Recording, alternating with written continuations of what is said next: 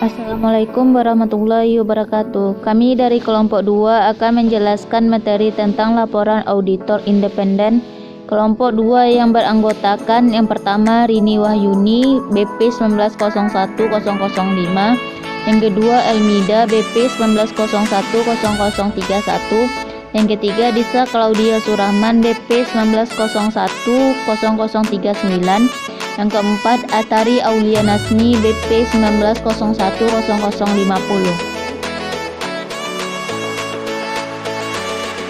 Nama saya Rini Wahyuni BP 1901005 akan menyampaikan pengertian laporan audit.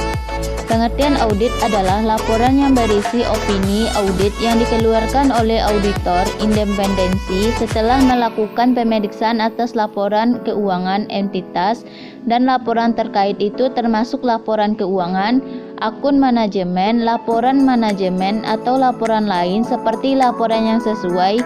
Sebagian besar laporan tersebut diterbitkan berdasarkan hasil pemeriksaan profesional auditor terhadap kriteria atau standar pengukuran.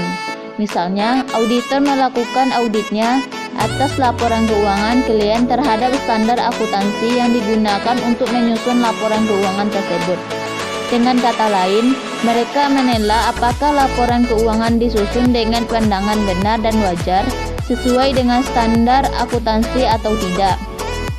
Standar tersebut dapat berupa IFRS, PABU atau PSAK. Setelah menyelesaikan pengujian mereka, auditor kemudian menerbitkan laporan audit atas laporan keuangan yang baru saja mereka audit.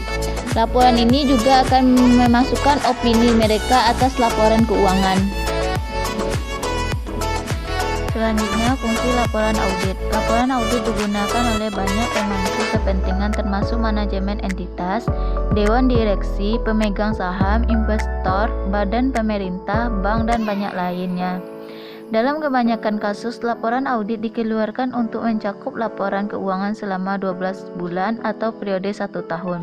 Yang pertama, investor menggunakan laporan audit dan laporan keuangan yang diaudit untuk menilai kinerja keuangan dan posisi keuangan entitas untuk peluang investasi mereka.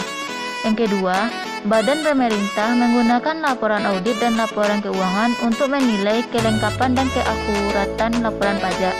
Yang ketiga, pemegang saham dan dewan direksi menggunakan laporan audit untuk menilai integritas manajemen dan transparansi laporan keuangan. Jenis laporan audit yang berbeda mengandung opini audit yang berbeda, dan penyebab utamanya adalah dari perbedaan salah saji yang ditemukan dalam laporan keuangan. Jenis laporan audit yang berbeda mewakili tingkat jaminan yang berbeda. Assalamualaikum warahmatullahi wabarakatuh. Perkenalkan, nama saya Elmida BP 1901031. Tahapan dalam membuat laporan audit.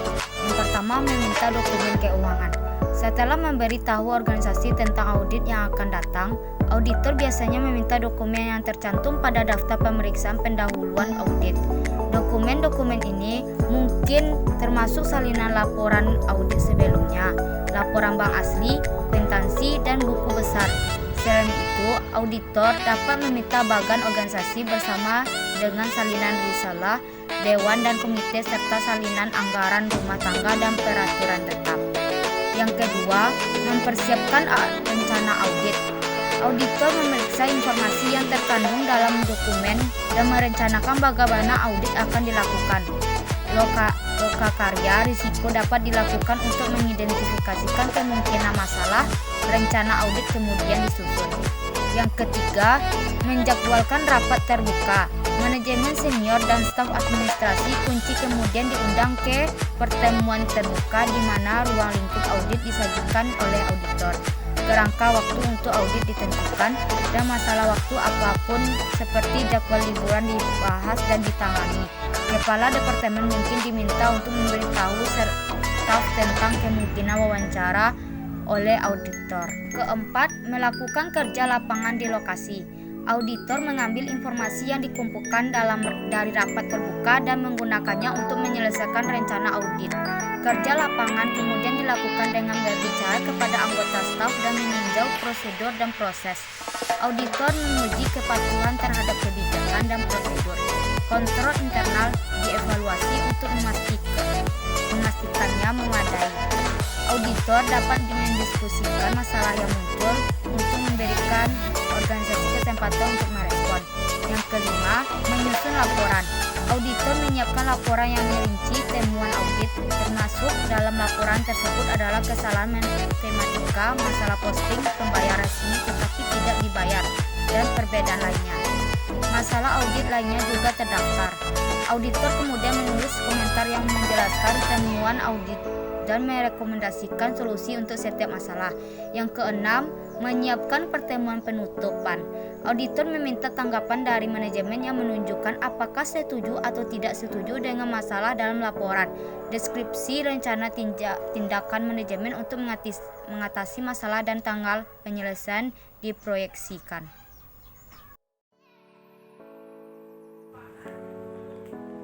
Perkenalkan, saya Disa Claudia Surahman, BP 1901039. 5 jenis opini audit.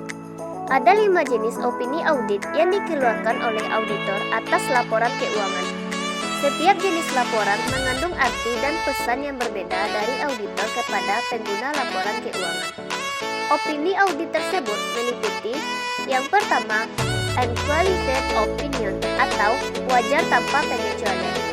Opini audit wajar tanpa pengecualian yang dikeluarkan oleh auditor atas laporan keuangan ketika auditor tidak menemukan kesalahan penyajian material setelah pengujian mereka. Laporan ini berisi opini wajar tanpa pengecualian dari auditor independen. Laporan tersebut menunjukkan bahwa laporan keuangan entitas disusun dan disajikan dengan benar dan wajar serta sesuai dengan kerangka akuntansi yang digunakan. Ini pertanda baik bagi semua jenis pemangku kepentingan yang bersedia menggunakan laporan keuangan. Anda mungkin menemukan apakah laporan audit bersih atau tidak di paragraf opini. Laporan audit wajar tanpa pengecualian tampaknya tidak hanya menunjukkan kepada para pemegang saham bahwa laporan keuangan adalah penyajian yang benar dan wajar dan bebas dari semua salasaji material. Yang kedua, qualified opinion atau opini wajar dengan pengecualian. Seorang auditor akan menyatakan opini wajar dengan pengecualian jika adanya hal berikut ini, yaitu adanya bukti yang telah didapatkan oleh auditor secara tepat dan cukup untuk memberikan kesimpulan terjadinya kesalahan penyajian yang dilakukan secara individual atau secara agregasi. Pengaruh dari hasil audit, adanya material yang tidak preventif terhadap laporan keuangan yang disajikan, tidak diperolehnya bukti secara cukup dan tepat oleh auditor untuk mendukung opininya.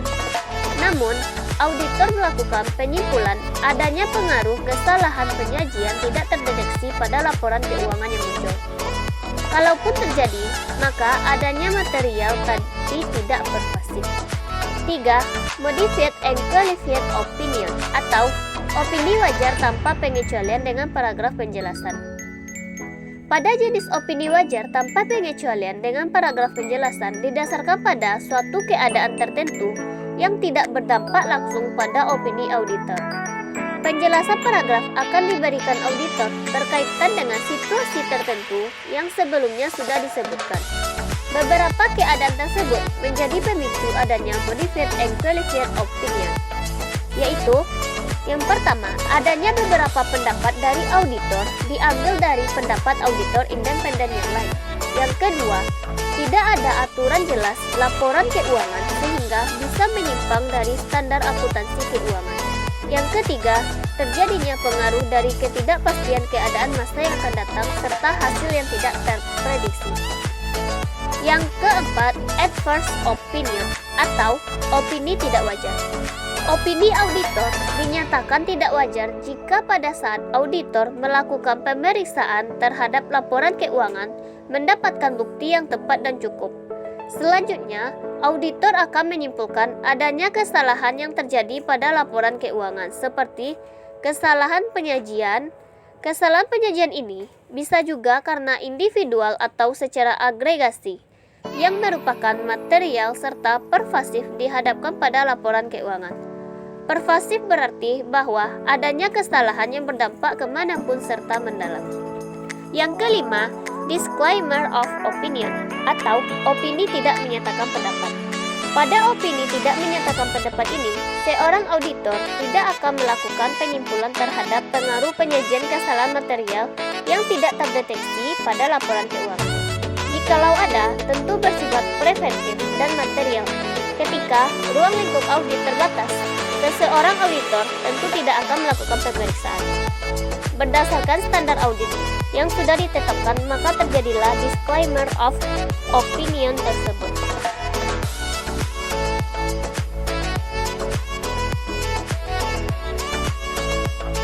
Selanjutnya yaitu yang keempat, risiko yang mungkin tidak terdeteksi oleh auditor, risiko inheren dan risiko penipuan.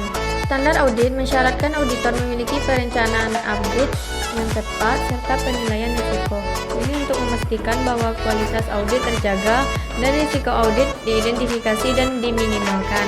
Namun, hal tersebut tidak dapat auditor menghilangkan semua jenis risiko salah satu material dari laporan keuangan, misalnya risiko inheren dan risiko penipuan. Yang kelima yaitu kualifikasi dan kompetensi auditor. Ini juga merupakan poin penting. Kita semua tahu bahwa menjalankan KAP, seseorang yang mewakili KAP harus memiliki kualifikasi CPA. Tapi masalahnya karena persaingan dan karena jumlah pekerjaan, kualitas laporan audit mungkin bermasalah seperti yang kita tahu. Kesimpulannya itu adalah pembahasan lengkap tentang laporan audit yang bisa kita semua pelajari. Seperti yang disebutkan di atas, ada 5 jenis opini audit dan laporan keuangan tersebut berbeda karena sifat salah saji material yang ditemukan oleh auditor. Jenis laporan audit yang berbeda mengandung opini audit yang berbeda pula. Laporan wajar tanpa pengecualian yang diterbitkan untuk laporan keuangan yang tidak mengandung salah satu material.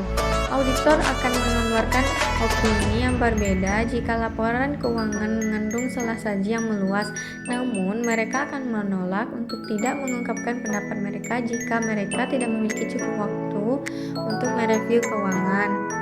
Sekian dari kelompok kami. Assalamualaikum warahmatullahi wabarakatuh.